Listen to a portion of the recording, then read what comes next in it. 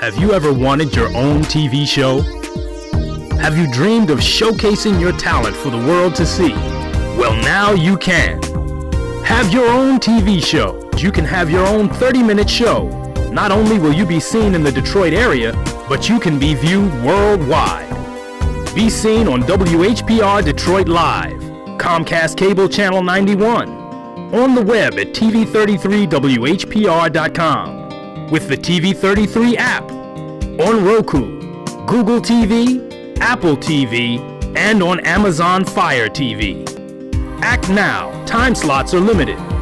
Sign up today and get a free replay with the purchase of your time slot. For more information, call 313-868-6612. Visit our studios and receive a free TV interview to promote your business, church, or organization by appointment only. Watch Anthony Adams. We, Detroit. We deserve better. Live on Mondays from 11 a.m. to noon on WHPR TV 33 Detroit. And live stream on Facebook. We, Detroit. We deserve better. Good morning, Detroit. This is Anthony Adams on the We Detroit, We Deserve Better show, a program where I speak to you about topics of interest to me and hopefully of topics of interest to you. Today, we're going to discuss a couple of things.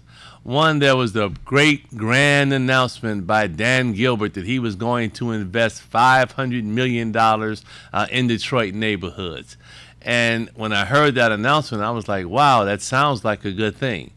But you always got to look beneath the headlines to really dig deep into the facts surrounding his decision to make this investment. And so we're gonna talk about that. We're also going to talk about really a related topic, and that is of tax captures. Tax captures of what occurs when the city undertakes a redevelopment project and they allow the developer to take a portion of the property taxes from the city of Detroit. Now, this actually ties in with Dan Gilbert's announcement to a certain extent, because his agreement to invest $500 million, from our perspective, I don't know if it's a real announcement or not, but it's tied into the more than $2.1 billion in tax breaks and tax captures that Dan Gilbert has gotten over the course of the last 4 to 5 years. And so I will have a special guest today who is Russ Ballant. He is the chairman of the Detroit Detroit Library Commission. And he's going to be speaking with me when he calls in about tax captures. So let me start then on the Dan Gilbert's announcement. So when I heard that Dan Gilbert was making a $500 million investment in the city of Detroit, I had to do my research and figure out exactly how much in tax captures has Dan Gilbert actually gotten over the course of his developments within the city of Detroit. And so I found an article in the Michigan Construction Digest, which talked about the fact that Dan Gilbert had received $2.1 billion. Let me say that again. $2.1 billion in tax incentives and tax captures to build the new office tower that he's constructing in the city of Detroit. And what's interesting about the $2.1 billion tax capture that Dan Gilbert got is that he was able to receive special legislative approval to make some subtle changes in the tax capture statute. Normally, the tax capture statute allows you to take property taxes. But what Dan Gilbert was able to do was take also a portion of the income tax from the city of Detroit in order to support his development in downtown. Part of the rationale behind the decision by the Michigan Economic Development Corporation, which is a state body that authorizes these types of tax captures, is that it gives them special permission to do things that they normally would not be able to do. And so when you look at Dan Gilbert's receipt of $2.1 billion in tax benefits for just one project, I might add, it's an interesting scenario to say that you're investing more than $500 million in the city of Detroit when you've gotten almost $2.1 billion in tax incentives. And so when I also looked at that $500 million investment, it talked about what that money was going to go for. And so they talked a lot about paying off property taxes for Detroiters. Well, that sounds good until you begin to dig deep beneath the surface to understand the implications of what they're saying. So we've got now currently about 18 to 20,000 people on a tax payment plan currently with the Wayne County Treasurer in the city of Detroit. These 18 to 20,000 people are in jeopardy of losing their homes if they default upon their payment plans. These payment plans, based on my analysis, is probably about $800,000 to $900,000 a year to make their payments to keep themselves current. But the other side of the coin is that the city of Detroit, through the Wayne County Tax Treasurer note sale, receives about $180 million in back taxes every year, which means that on a yearly basis, the city of Detroit is about $180 million behind in actually collecting their property taxes from people who live in the city of Detroit. And so if you were going to eliminate back taxes for people in the city of Detroit, the number would be far greater than the $15 million that they put on the table. That's enough to kind of cover the payments of people who are in payment plans, but it doesn't do anything to attack the underlying issue of what their actual tax debt is. I think the other side of the coin, when you look at the tax assessment issue and the agreement to, quote, pay property taxes for the people in the city of Detroit, what you also have to understand is that we still have an unequitable issue of assessing taxes in the city of Detroit.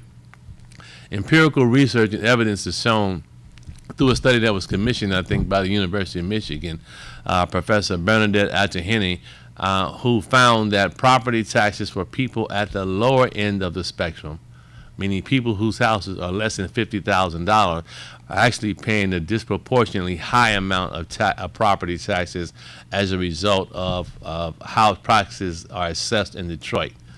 Part of the rationale behind why there's such an inequity in the assessment is because of the fact that people at higher income levels understand the multitude of programs and appeals that they can take in order to support and reduce the level of their taxes. And so the people at the lower ends of the spectrum, people who don't have access to lawyers or accountants or property appraisers, don't have the resources to permit them to appeal with an informed understanding. And nor has there been, I think, a lot of education on educating people about the types of things that people have in order to reduce their property tax assessment. And so we have people continuing to pay high property taxes, which keeps them in jeopardy of losing their homes, which puts them in a payment plan with the Wayne County Treasurer, which allows them to spend more of their disposable income on meeting basic needs and necessities, and allows them not to really move forward in a meaningful way in their life. And so this poverty cycle of high taxes, high insurance rates, high water rates, high crime, bad education is a continuous cycle that we have to begin to break in the city of Detroit if we're going to really move our city forward and allow people to prosper. So when we hear these great announcements, we have to understand the origins of how these things occur. The guy, Dan Gilbert, is getting more than $2.1 billion in special tax incentives and breaks in order to build a tower that he's going to house his corporate headquarters and some other businesses. So he's getting $2.1 billion. In return for that, what is the city losing? The city is losing $2.1 billion over a period of 15 years of tax revenue that they would collect by way of income taxes, by way of property taxes. And so from my perspective, there really is a net loss to the community because what he claims he's investing over a 10-year period doesn't come anywhere near to address the issues of what he had.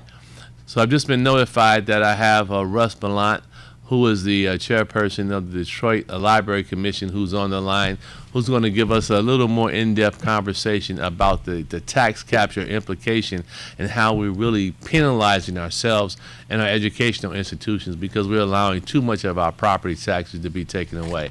Do we have Russ on the line? Yeah, I'm here. Okay, great, Russ. How are you today? I'm well. Thank you for the invitation. Well, thank you for agreeing to come on my show. And so I set you up, Russ. I said you were the chairperson of the Detroit Library Commission. I've known Russ for a number of years. He is a fighter in our community, East Side resident, lives off of, I think it's East Outer Drive, kind of East Outer Drive area, Van Dyke area, kind of over in that way.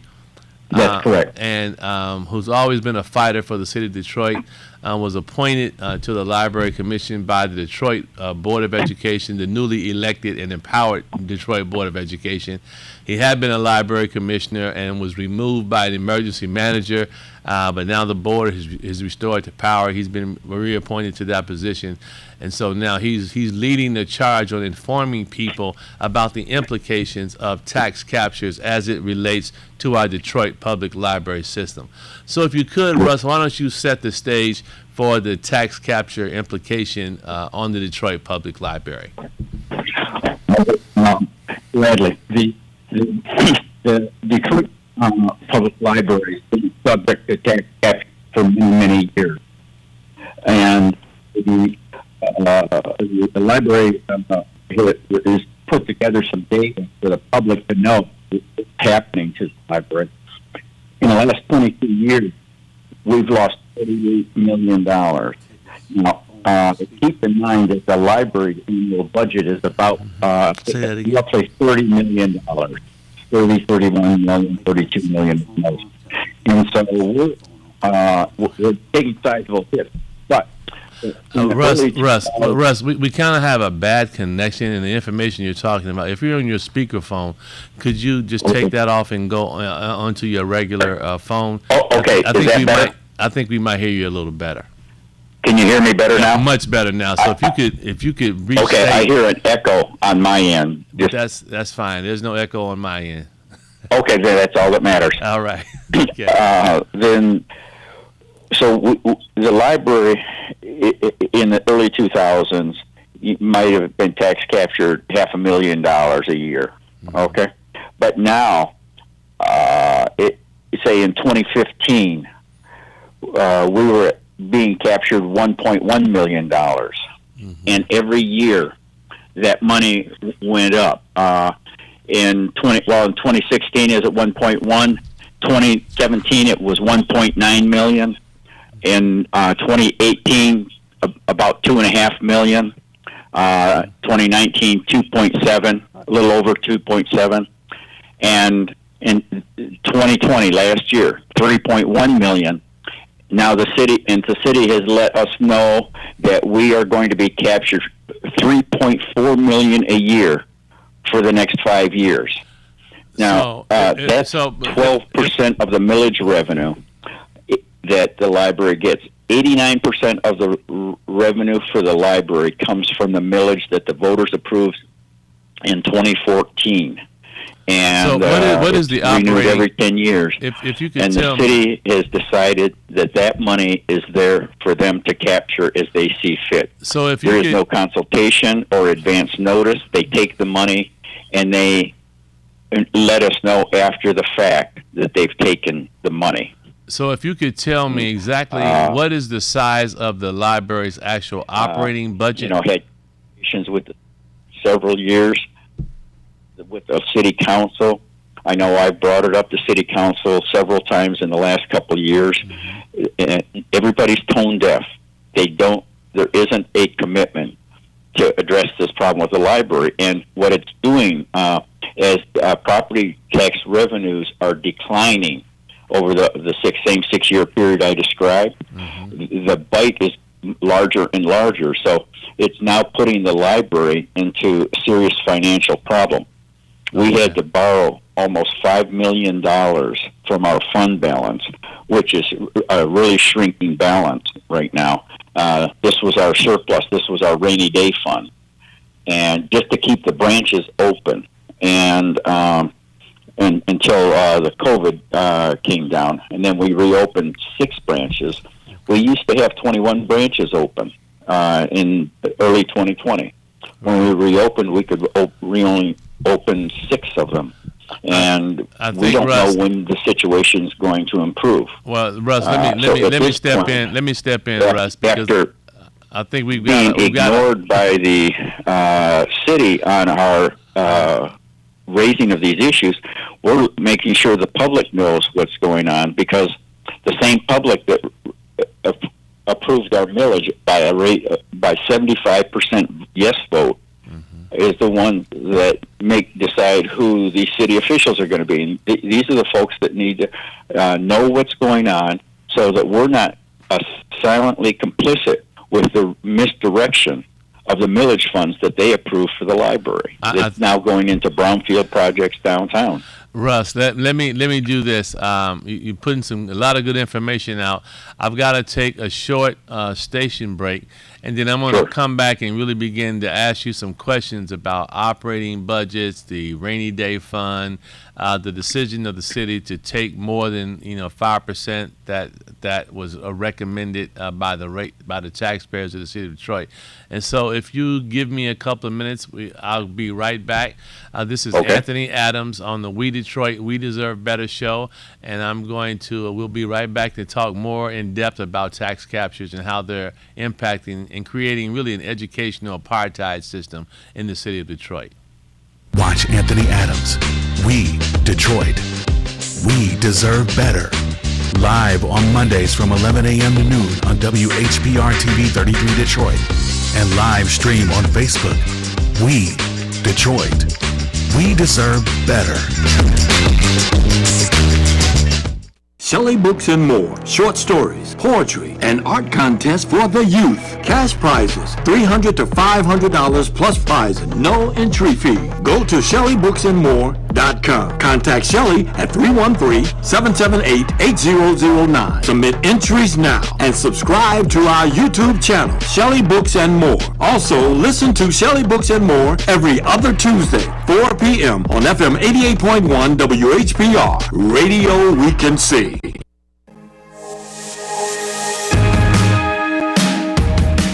I'm Wayne County Treasurer Eric Sabri, encouraging all taxpayers to please take advantage of the several payment options available. You can pay online by visiting the Wayne County Treasurer's Office website. Paying online is easy and convenient. You can also download the mobile app and pay with your smartphone. You can pay at one of 70 kiosks located throughout Wayne County. And yes, you can always still send in your payments using the U.S. Postal Service. If you have to visit our office in person, you must make an appointment by going to treasurer.waynecounty.com. It only takes a few minutes. Facial covering or mask is required and social distancing is observed. Your health and safety is very important to us. You can also email our office at taxinfo@waynecounty.com or call us at 313-224-5990.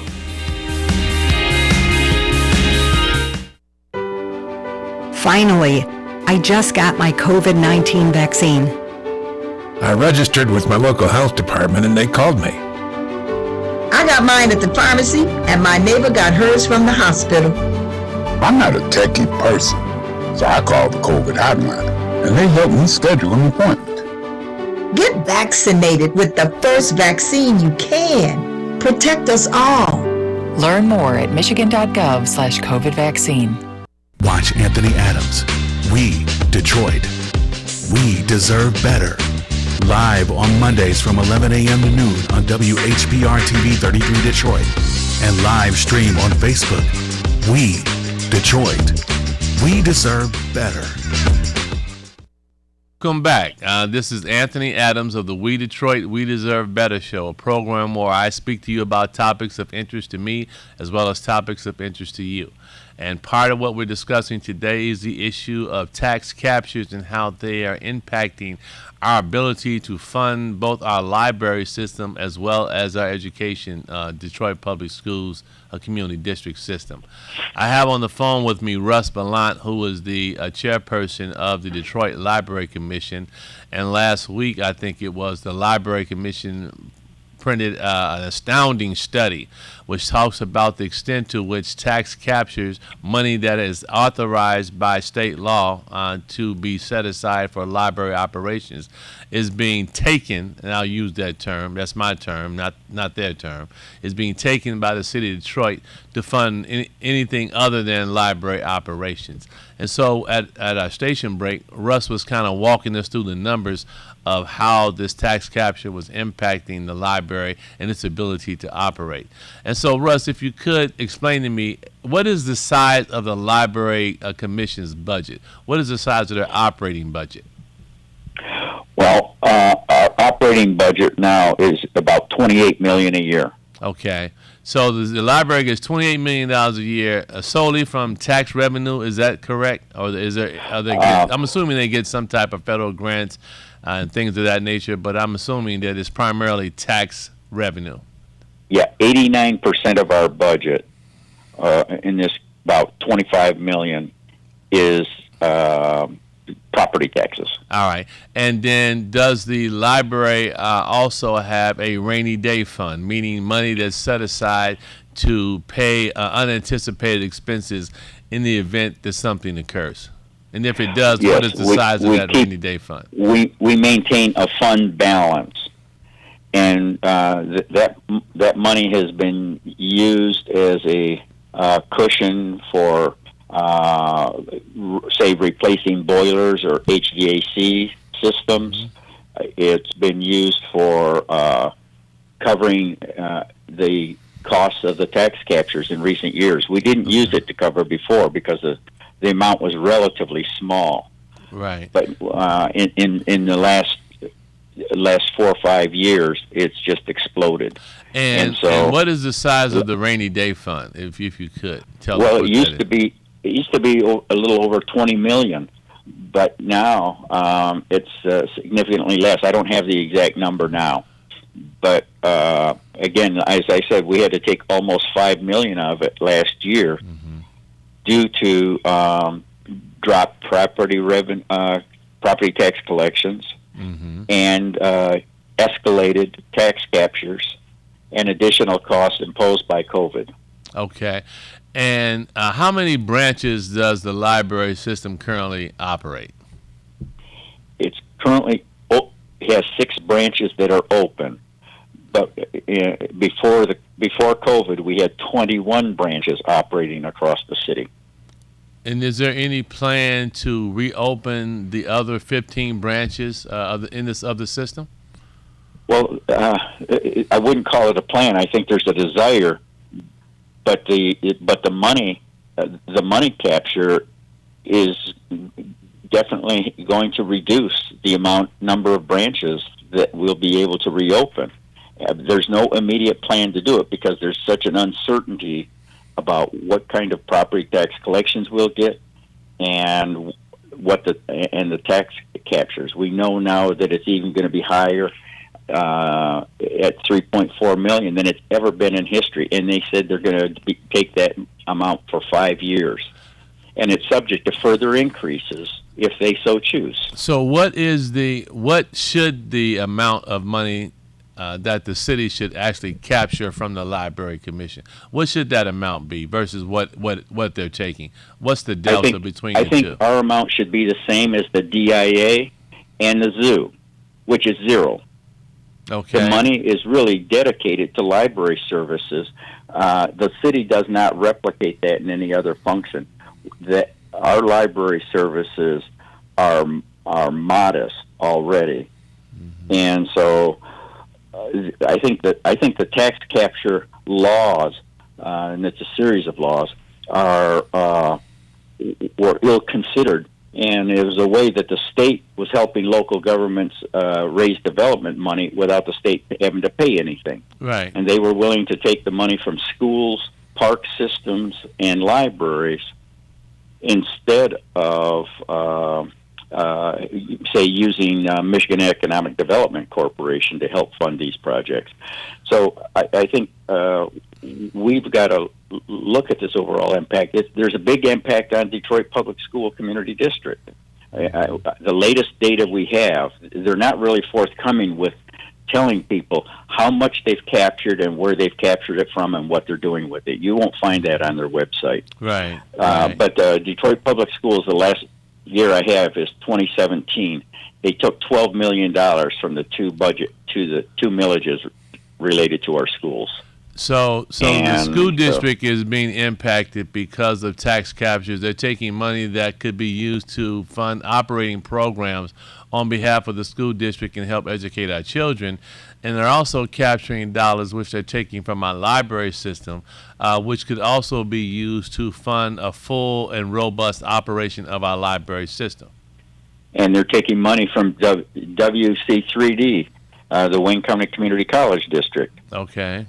And they're taking money from Wayne RESA, our intermediate school district, county-wide school district. They have 3 millages, and all 3 are being captured, including the enhancement millage that shares money with the Detroit Public Schools. It makes allocations to Detroit Public Schools. So they've reduced the allocations to Detroit Public Schools by taxing Wayne RESA as well.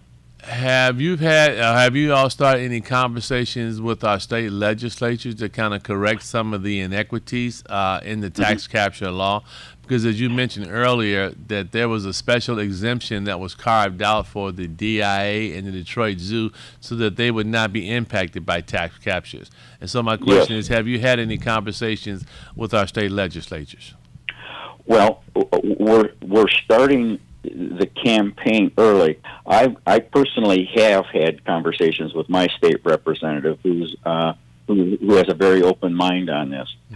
But we need to get some support across the city and get more state legislators talking about this to address it. Now, we understand what the politics are in Lansing, who controls the legislature, but we've got to start there and move forward.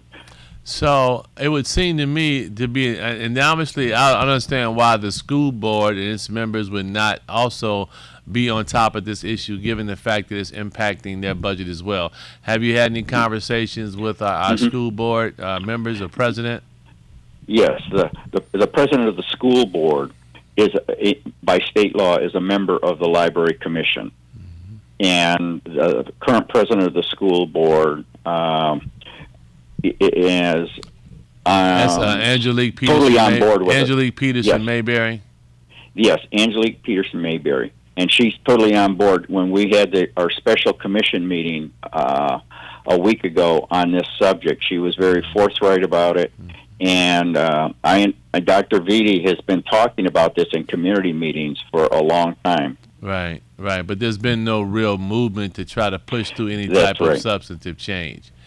That's right. And I think with the library, there was attempts at dialogue. The immediate past president, Cassandra Smith Cray, initiated efforts with the Duggan administration to have sit-down dialogue or face-to-face, over-the-phone dialogue. And how did those conversations? How did those conversations? They never occurred. They said they would do it, and they never followed through. And why do you think that is? Because they don't have any intention of recognizing the needs of the library. And she said in the public meeting on Tuesday that one of the officials that she talked to said that they don't care whether there is a library open. They don't care whether we actually have a functioning library system in the city of Detroit. Right. That was what one person said. I don't know the name of that person. Right. There were apparently several people on that call, and it wasn't clear to her which one said it, but one of them did. And these were officials of the administration. Of course, not the mayor. He didn't say that, but officials of his administration.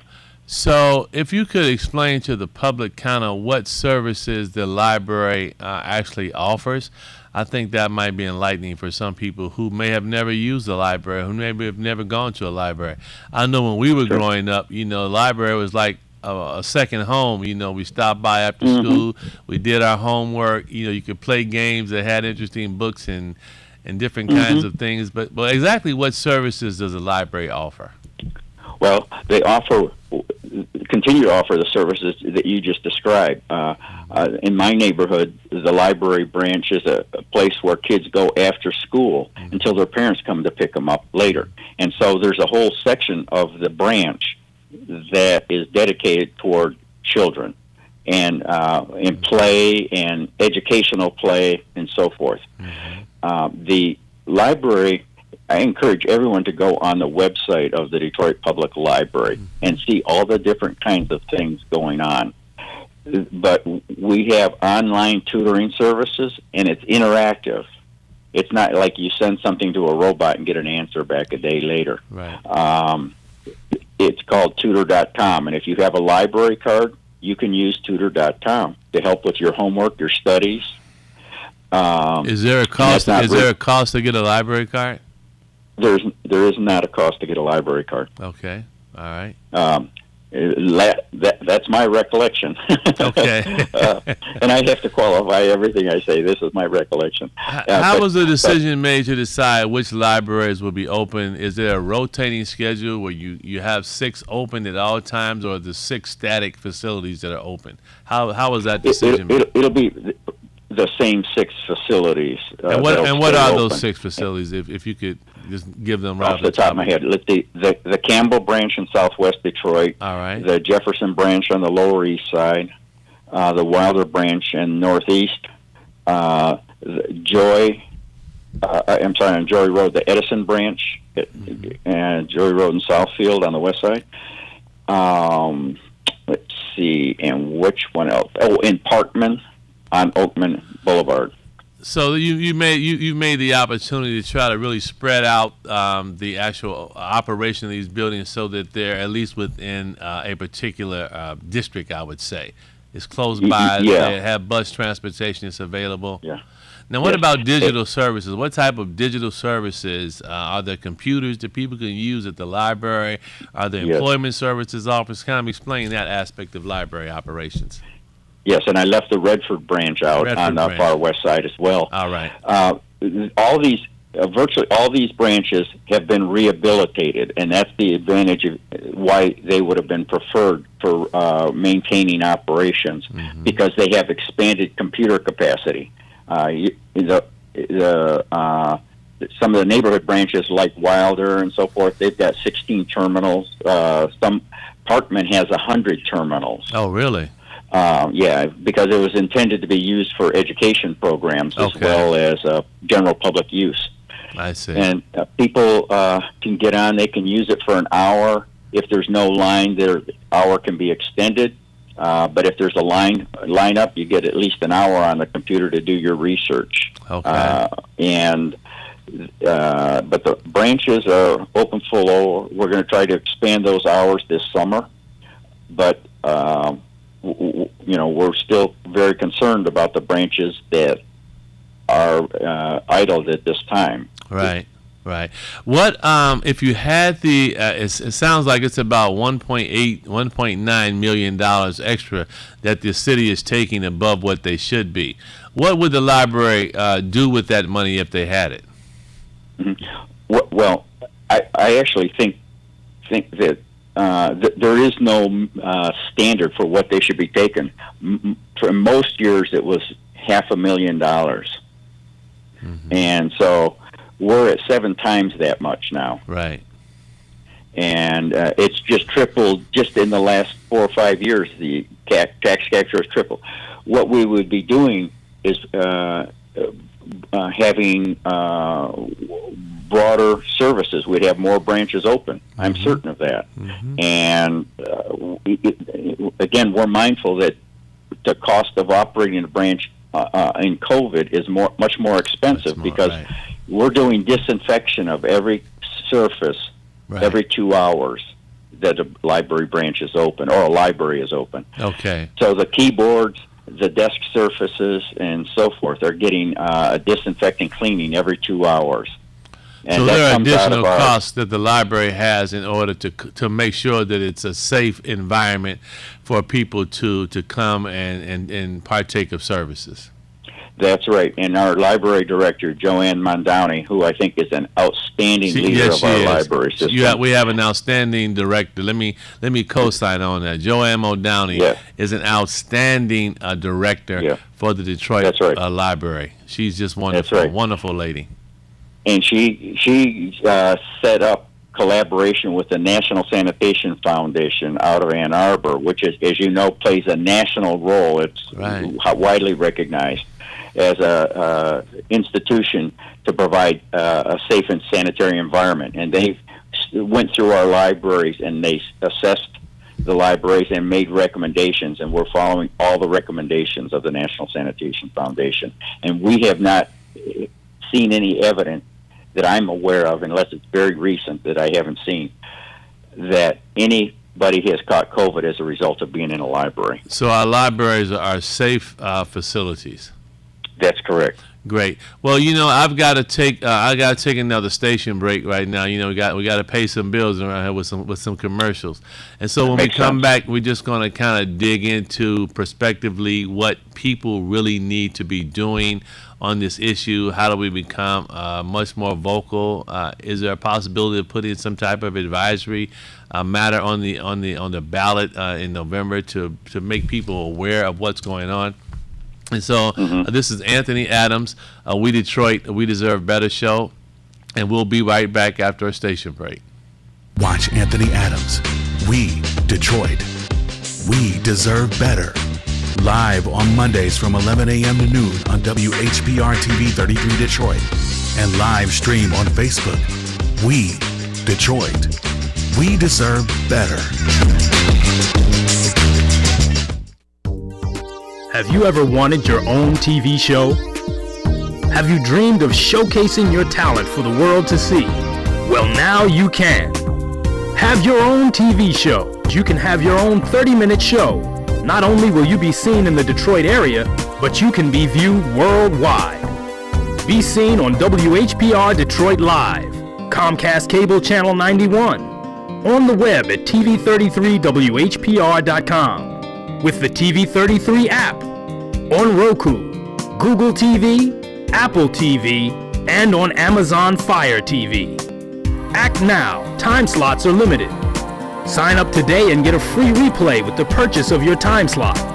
For more information, call 313-868-6612. Visit our studios and receive a free TV interview to promote your business, church, or organization by appointment only. Hi, this is LaWanda. This is R.J. Watkins. Coming to you to bring you some information about the #1 detox in the nation, Lemon Burn. Lemon Burn helps to turn the fat into fit. It's for you, a happier, healthier you. Because healthy is the new beautiful. An all-natural way to improve your health. It promotes a healthy digestive system, attacks and reduces belly fat, as well as gives you energy. Need to get yours today. Call 313-868-6612. Don't forget to exercise and eat right. It's time for your company to make the next big step. Hire a knowledgeable, experienced, and connected firm. Mario Morrow and Associates is a trusted media and public relations firm. We understand your vision and your industry. We'll provide strategic marketing, digital and social media, image building, and reputation management. Contact Mario Morrow and Associates, where success rules and results matter. Learn more at mariomorrow.com. Finally, I just got my COVID-19 vaccine. I registered with my local health department and they called me. I got mine at the pharmacy, and my neighbor got hers from the hospital. I'm not a techie person, so I called the COVID hotline, and they helped me schedule an appointment. Get vaccinated with the first vaccine you can. Protect us all. Learn more at michigan.gov/COVID vaccine.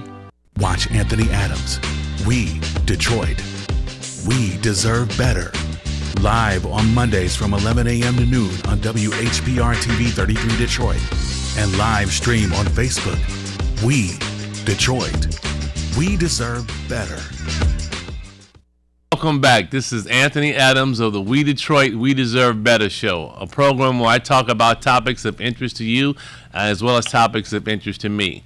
Today we have as a guest Russ Ballant, who is the chairperson of the Detroit Library Commission, who's talking about tax captures. Because when we heard the big announcement by Dan Gilbert of him making a $500 million investment in neighborhoods in Detroit, we got to understand kind of where the money's coming from, how it's impacting our community, how it's impacting institutions that are designed to educate and uplift our community. We are killing ourselves quietly by allowing massive tax captures and brownfield redevelopment projects, which are taking money out of our general fund, taking money out of our ability to finance things that we need. And so we've got to dig deep on the issue of tax captures and abatements that are given to developers to do things in the city of Detroit, because at the end of the day, we're taking money from ourselves. And so when we last left, Russ, we were kind of talking about what the library would do if, in fact, they could get that tax capture down to where it should be, which is around $500,000 and $600,000. That would free up, I'm thinking, somewhere close to $2.4 million in additional revenue that the library could operate with. Is that correct? Well, it would be just under $3 million. Okay. Because we're at 3.4 now. All right. So we're talking about $3 million in operating money that could be used to fully open all the branches within the city of Detroit. Is that correct? That's right. And so what we're doing in essence is we're taking taxes away from our library system, which puts us on a limited schedule. And you laid out the 6 areas where we had actually functioning libraries. We have 15 library facilities that are actually closed in the city of Detroit that could be providing essential services, access to the internet, because we have a huge digital divide still existing in the city of Detroit. There's some things that you can work on your phone, but you don't get the full functionality unless you're sitting at a computer station. And so by having 15 of 21 facilities closed, we're depriving huge segments of our population of the ability to go to the library, to take advantage of tutoring services for our children, to take advantage of educational services for our adults. We're killing ourselves quietly, and we're not saying anything. And so that's why I congratulate you, Russ, on your leadership, as well as the other library commissioners. And could you tell us who the other commissioners on the library are so that people know who they need to get in touch with to talk about this issue? Sure. The other commissioners are, as we mentioned, Angelique Peterson Mayberry, the president of the school board. Franklin Jackson is the vice president of the commission currently. Secretary is Cassandra Smith-Gray, who, was a top aide to Coleman A. Young Sr. Right. And Mike Duggan, the DMC. And she... I'm not so sure about that. But at any rate, Edith Hayden Friley, an educator. Okay. And John Veer Adams. Okay. No relation to me, I would add. Oh, okay. She was former general counsel for Detroit Public Schools, and she works in the Wayne County Treasurer now. In the office there, and then let's see. I think I've listed them all. I think that's it. Yeah, I think that's it. So we have 5 commissioners, or 5 or 6 commissioners. We have 1 vacant position, and we have 6 filled positions. So and who appoints the vacant commission? Is there a process for someone who may be interested in joining the commission? The Detroit Public Schools Community District Board of Education makes those appointments by state law. All right. And is there a process, is there an application that someone who may be listening may want to fill out an application to be appointed to the Library Commission? They should look on the board website for information about positions being posted. I don't know if the vacant position has been posted yet. Okay. So it's a very recent. So to recap, the city of Detroit, which is the fiduciary to collect tax money for all entities within the city, should only be taking about $500,000 of tax capture, but instead they're taking close to $3.4 million in tax captures. And so they're capturing almost $3 million more than what they should be, which could be used to fund library operations. The library has started the process now of educating the community, providing information to people to understand exactly what that means, how it's impacting our ability to operate our libraries, how it also impacts our ability to fund our Detroit Community School District, how it also impacts our parks, and also how it also impacts the Wayne County Community College District. So we've got education and recreational institutions that are being impacted by tax captures, and no one is saying anything about it because we're quietly allowing ourselves to be used for other purposes that are not going to benefit our community. And so, Russ, I want to kind of thank you for joining in and providing some information. Are there any last words that you'd like to speak with our listening audience, our viewing audience?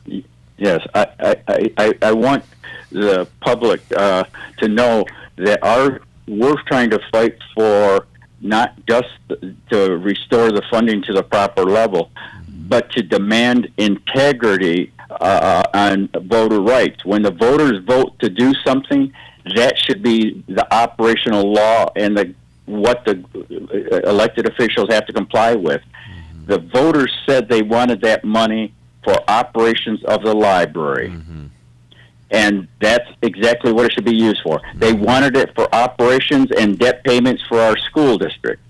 That's what it should be used for. Not for downtown development projects where they can offer tax giveaways downtown at our expense. Well, great.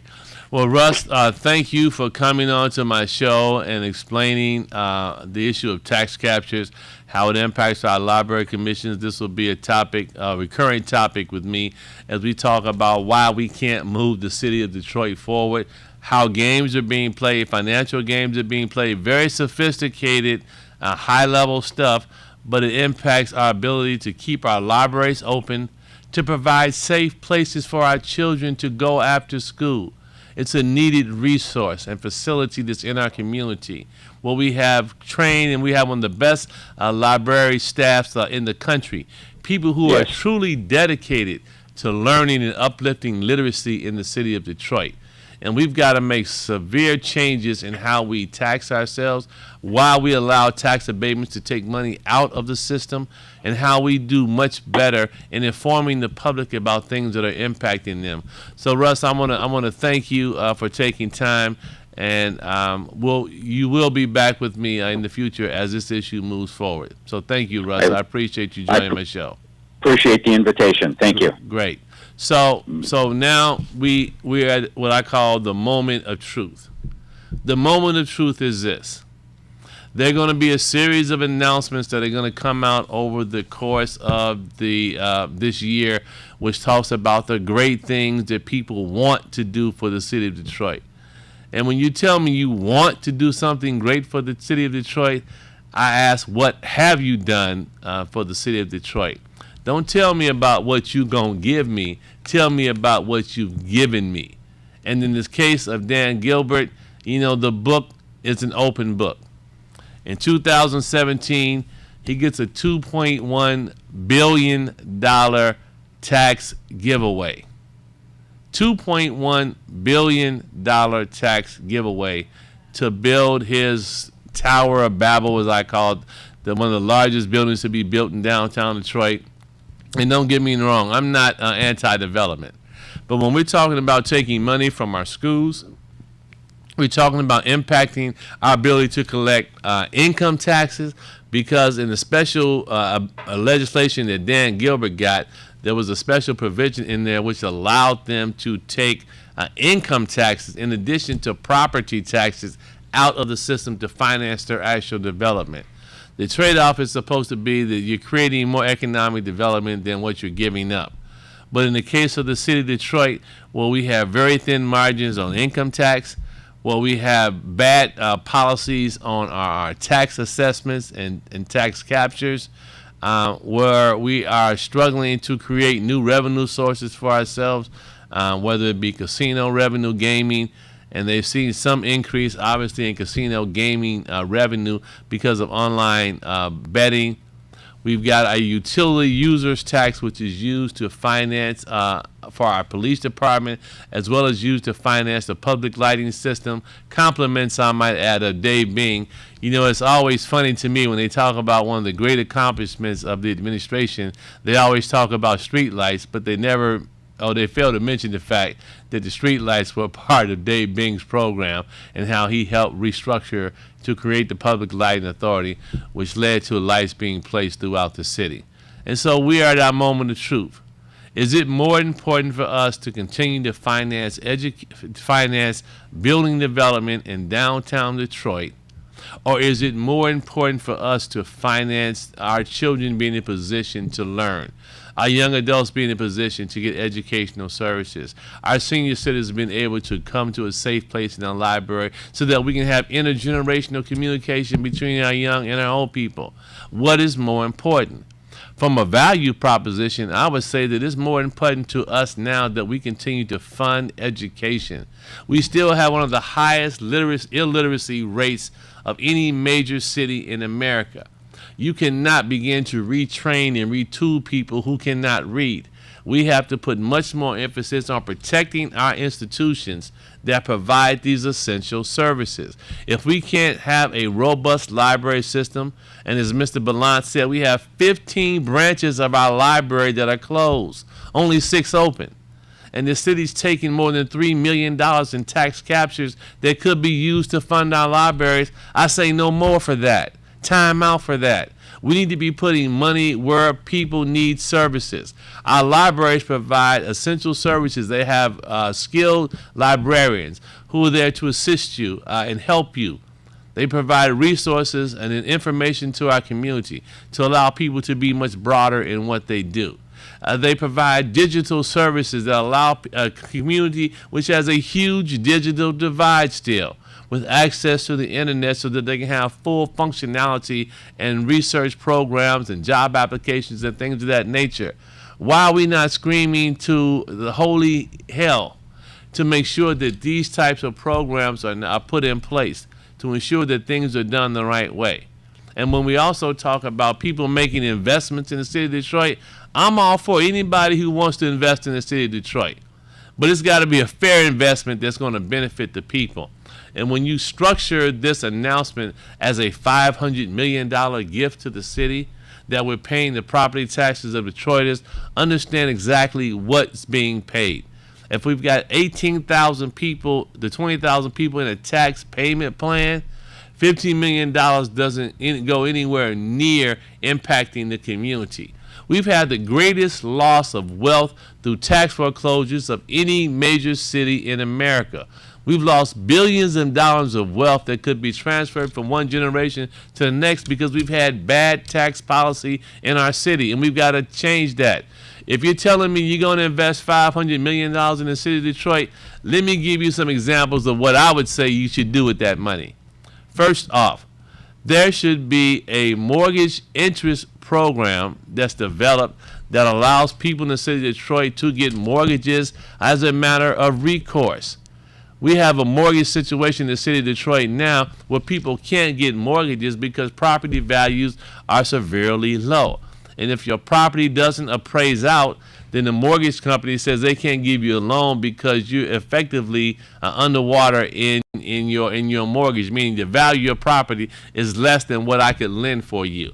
And so if you're telling me you want to help the people in the city of Detroit, design a mortgage program that's designed to give people the money that they need in order to uplift and improve the quality of their house.